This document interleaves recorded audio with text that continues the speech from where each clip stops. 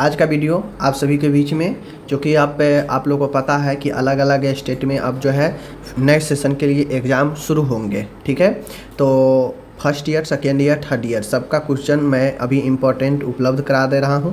आगामी जितने भी एग्ज़ाम होंगे 2026 में सारे आप लोग यहां से पढ़ेंगे और इतना क्वेश्चन मैं दे रहा हूं जो बहुत कम है। आप इतना का पढ़ाई कर ले, आपका एग्ज़ाम कहीं से कोई दिक्कत नहीं होगा। ठीक है, लेकिन मैं जितना दे रहा हूँ इतना आपको पढ़ना पड़ेगा।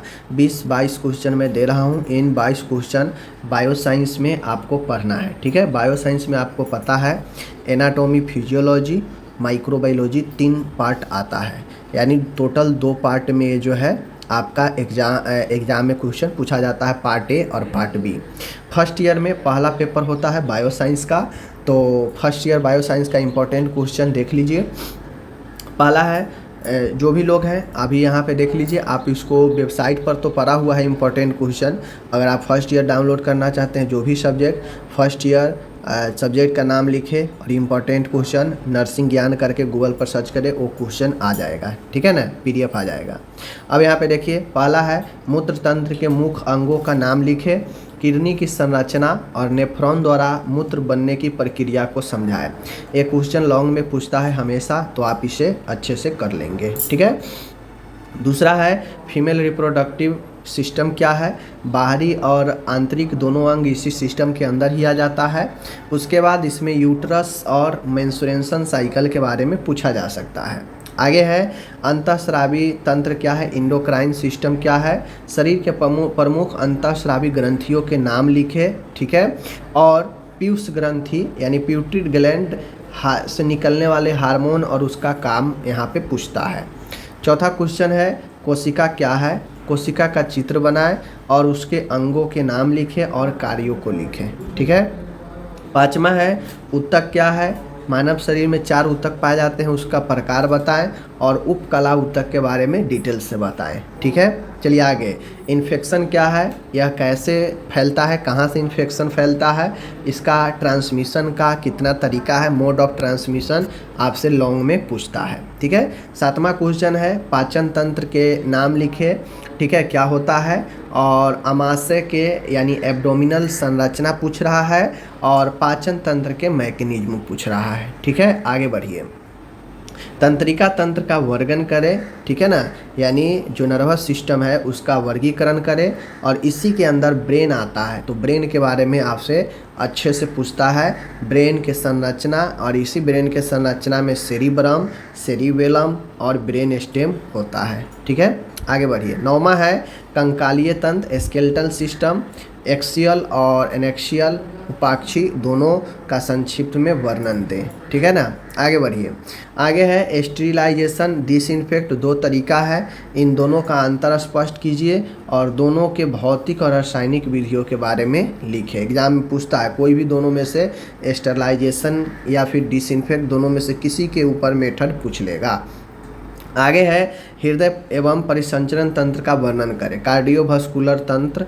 ठीक है, हृदय के परत, हृदय के कक्ष और जो पल्मनरी एवं सिस्टमेटिक संरचना है, इसके बारे में आपसे एग्जाम में पूछता है। नेक्स्ट क्वेश्चन है 12 श्वसन तंत्र के नाम लिखे, फेफड़ों की संरचना और श्वसन की क्रिया, इंस्पायरेशन और एक्सपायरेशन के बारे में वर्णन करें।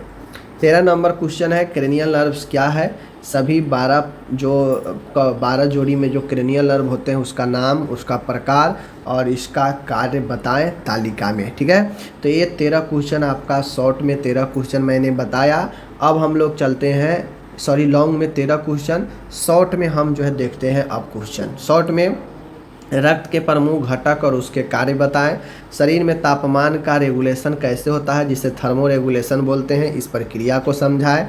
तीसरा है बायोमेडिकल वेस्ट मैनेजमेंट, और जो बायोमेडिकल वेस्ट डस्टबिन होता है, कलर कोड, उसके बारे में। चौथा क्वेश्चन है अस्पताल में होने वाले संक्रमण क्या है, इनके नियंत्रण में नर्स की भूमिका लिखें, नोजोकोमियल इन्फेक्शन के बारे में। 5वां है स्किन और स्किन के कार्य। ठीक है, छठा है आइज यानी आँख और देखने की प्रक्रिया, फिजियोलॉजी ऑफ विजन। 7वां है प्रोस्टेट ग्लैंड, संरचना और इसका कार्य। आधार के आकार के आधार पर बोन के क्लासिफिकेशन, हड्डियों का वर्गीकरण। 9वां क्वेश्चन है बैक्टीरिया और वायरस में अंतर बताएं, ठीक है।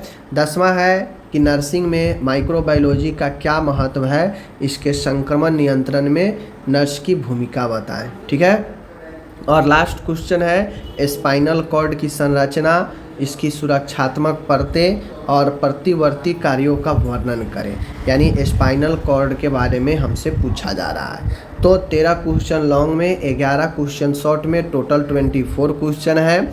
इन 24 क्वेश्चन को आप अच्छे से पढ़ लेते हैं, आने वाले आपके फर्स्ट ईयर के फर्स्ट पेपर बायो साइंस में कहीं से कोई दिक्कत नहीं होगा। फर्स्ट ईयर में 4 सब्जेक्ट होता है, चारों सब्जेक्ट का मैं आपको उपलब्ध करा दूंगा क्वेश्चन पेपर।